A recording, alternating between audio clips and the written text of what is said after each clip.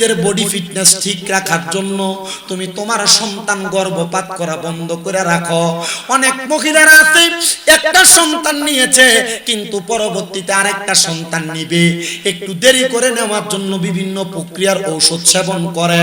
মা গো, পরবর্তীতে তোমার আরেকটা বাচ্চা কনসেপ্ট করতে তোমার বড় কষ্ট হয়ে যায়, কারণ তুমি ঔষধ সেবন করে তুমি তোমার বাচ্চা বহন করার তোমার নারীটারে জ্বালায়া ফেলছো।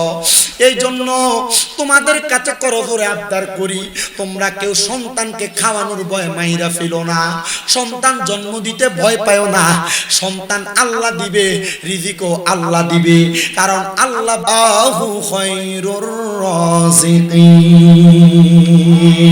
জবান খুলে জোরে জোরে পড়েন সুবহানাল্লাহ। আল্লাহ উত্তম রিজিক দাতা, এজন্য খাবারের ভয়ে সন্তান জন্ম দেওয়া বন্ধ হওয়া যাবে না। নবীজির দাদা হযরত আব্দুল মুত্তালিব বলে, এক এক করে আমি সন্তান জন্ম দিলাম 10টা, কিন্তু আমার নবীজির আব্বাজান হলো ওই নবীর চাচাদের মাঝে 10 নাম্বার। আমার আল্লাহ তাআলা এমন কবুল করছে, হযরত আব্দুল মুত্তালিব বলে আমার আব্বাজান আমারে বড় মোহাব্বত করতেন। এক এক করে আমার 9 জন ভাই ইন্তেকাল করলো, আমার আব্বাজান আমারে মোহাব্বত আদর যত্ন করছে। এটা লম্বা একটা ঘটনা, আমি সেদিকে গেলাম না রে বাবা। হযরতে আব্দুল্লাহ বলে, আমি যখন আমার আব্বাজানের কাছে আসলাম, আমার আব্বাজান আমারে প্রত্যেকদিন মক্কা নগরী তাইকা, মক্কা নগরীর একটা জায়গা আছে যে জায়গার নাম গাজা, ওই গাজা এরিয়া থেকে বাস ছাড়ে আয়েশা মসজিদে যাওয়ার জন্য। যারা উমরা করে ওই আয়েশা মসজিদে এখান থেকে রওনা করে বাসে 5 টাকা লাগে, নিয়েও যায় আবার নিয়েও আসে ওই বাসে কইরা। ওই গাজা এরিয়াতে যাইতেন, নবীর আব্বা ডাক দিয়া কই, ও জগৎবাসী, আমি যখন মদিনা মক্কার রাস্তা দিয়ে হাঁটতাম, মক্কার সুন্দরী সুন্দরী মহিলারা আমি খাজা আব্দুল্লাহর চেহারার দিকে তাকায়া থাকতো, বুঝতে পারতাম না তারা কেন আমার দিকে তাকায়া থাকতো। এমন ধনাঢ্য পরিবার, ধনী পরিবারের মাইয়ারা আমি খাজা আব্দুল্লাহর কাছে এসে ডাক দিয়া বলতো, ওগো আব্দুল্লাহ, তোমার চেহারা বড় সুন্দর, তোমার চেহারা বড় নুরানি, তোমার সঙ্গে আমার বিবাহ হইলে বড় ভালো হইতো। খাজা আব্দুল্লাহ বলে, একদিন 2 দিন কইরা বারবার যখন তারা আমার কাছে আসে, আমি আবার আমার আব্বাজান আব্দুল মুত্তালিবের কাছে গেলাম।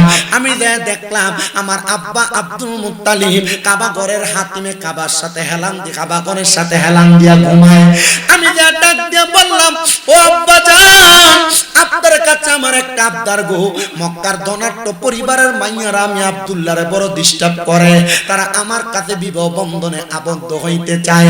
আব্দুল মুত্তালিব বলে, যাও আমি তোমার এই বিষয়টা দেখতেছি। আব্দুল মুত্তালিব বলে, সন্তান প্রাপ্তবয়স্ক হয়ে গেছে, সন্তানের বিবাহের জন্য এখন প্রচেষ্টা করা লাগবে। এই সোনার বাংলাদেশে এই চাঁদপুরের হাজীগঞ্জের তারায়ালি এলাকায় বহু বেড়াই তারার ফুতের বয়স 19, 20, 21 বছর হয়ে গেছে, তারা তাদের সন্তানের বিবাহের ব্যবস্থা করে না। এ যুবক ভাই, এ মুরব্বী বাবা, তোমার সন্তানকে যে তুমি বিয়া দিতেছো না, তোমার সন্তানরে যে তুমি বিয়া করাইতেছো না, তুমি চিন্তা করতেছো ফলা এখনো আমার পকেট থেকে 10-20 টাকা নিয়ে চলে, ফলারে বিয়া করাইলে খাওয়াইবো কি? মনে রাখবা, এই ফুতে যদি কোনো জায়গায় কোনো ডিসকানেকশন লাগায়, কোনো প্রেমের সম্পর্ক লাগায়, জিনা ব্যভিচার করে, তোমার আমলনামার মধ্যে ফুতের গুনাহগুলা লেখা হইব। এই জন্য সন্তান যদি 18 বছরের চাইতে বেশি হয়ে যায়, গুনার কাজে যাওয়ার আগে আপনারা বলেন ওই যুবকদেরকে বিয়ে করে দেওয়ার দরকার আছে না? না। আরে ভাই, তোমার এটাই করতেছি, অন ভাত খাবাই তো আত্ম হেতের বিয়ে করার না, অন হেতে আরেকজনের বাড়ির মাইয়ারে দিয়ে ফিরি দেয়। কথা কন না? মনে রাখবেন, এই সন্তান বিয়ে করার আগ পর্যন্ত যত মহিলা, যত মেয়েদের সাথে অবৈধ সম্পর্ক করবে, তার আমলনামায় যে গুনাহ হবে, সব গুনাহ তার বাপ মার আমলনামার ভিতরে লেখা হবে। বাপরে যদি কয় ফুতেরে বিয়ে করার না, কাকো নিজের হয়ে দাঁড়াক, তে তা বেটা বেটার হয়ে ঘরে এসেছে। আপনার কি কষ্ট হইতেছে? যদি প্রশ্ন করে আপনার ছেলের বয়স 21 থেকে 25, 26, 27, 28, 30 হয়ে গেছে, বিয়ে করার না, কাকো এখনো তো নিজের পায়ে দাঁড়াইছে না। এ বাপ, যুবকদের প্রতি রহম করো, এদেরকে দয়া করো। তুমি এই ফোলারে বিয়ে করাইবা কেমনে? কারণ বেকার ফোলার কাছে মানছে মাইও বিয়ে দিতে চায় না। আরে দিব কেমনে? তুমি ফোলার লাগে মাইয়া চাইতে যাও তোমার থেকে 10 গুণ বড় লোকের বাড়িতে, তখন তারা যাচাই করে ফোলা কি করে। বাবা মনে রাখবারে, তোমার সন্তানকে বিবাহ করার জন্য চেষ্টা করবা তোমার সমান সমান পরিবারের সাথে বিবাহ করানোর জন্য। আর যদি না পারো এর চাইতে একটু নিম্নবিত্ত করাইও। আর যদি পয়সাওয়ালার মাইয়া বিয়া করাও আর যৌতুক লও 3 লাখ 4 লাখ, তখন এই মাইয়া বাড়িতে আইয়া তুমি শ্বশুররে খেদমত করবো দূরের কথা, দুইটাই করে ব্যবহার করবো। আপনারা বলে সোনার বাংলাদেশে এমন অবস্থা আছে না? না,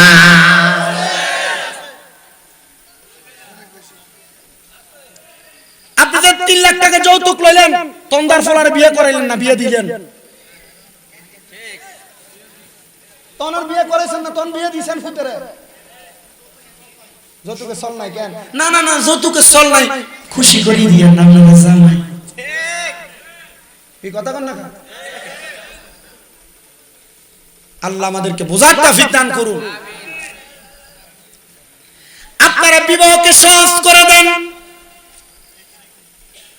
যৌতুক নেওয়া যেমন অপরাধ, অধিক মুখরানা নেওয়া তেমন অপরাধ। পুরা মাসে কামাই করে 15,000 টাকা, তার বিয়ার মোহরানা বানাই 5 লাখ টাকা। যদি জিগায় এত লাখ টাকা মোহরানা কেন? ভবিষ্যতে যদি কোনো সমস্যা হয় এটা তার বরণ পোষণের জন্য। তা আপনার বিসমিল্লাহতে গলত নিয়ত বালানা, সমস্যার কথা অনেক মানুষে কি বিয়া করে সমস্যা করবার লাগা। তো তুমি যে বেশি টাকা যৌতুক দিয়া মাইয়া বিয়া করলা, তখন এই মাইয়া তুমি তোমার ঘরে ঘুমাইবা, দেখবা তোমার ফুতে রাত্রবেলা ঘরের ভিতর হোমক মারানি জিকয়া বউ ফিডা, তখন বেডিও তার গাড়ির উপর উঠা তারও মারামারি করে। আপনারা বলেন এমন বউ ফিডা ফিডি আছে না? না, আপনাদের কি কষ্ট হইতেছে বেশি? আব্বা আমার মনোযোগ দেন। এই কেশিয়ার সাহেব, আপনি বিরিয়ানি ট্যাগের কাছে থেকে দরকারি মানুষ ছাড়া সব দিকে ফাড়ান। এলোমেলো দেখা যায়। না, এরা এনে থাক না, এরা থাকলে আমার সমস্যা নেই। আমার সমস্যা হইতেছে ওই যে বিরিয়ানির ওইখান থেকে যে কোকা আসতেছে, এটা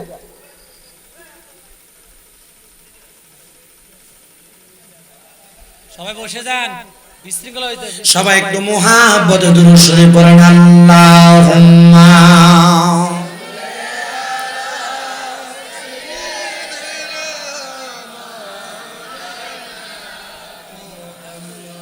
ওয়ালা কইছেন কতলা পাইছে? 1টা 2টা 3টা 4টা 5টা 6টা 7টা 8টা 9টা 10টা 11টা 12টা 12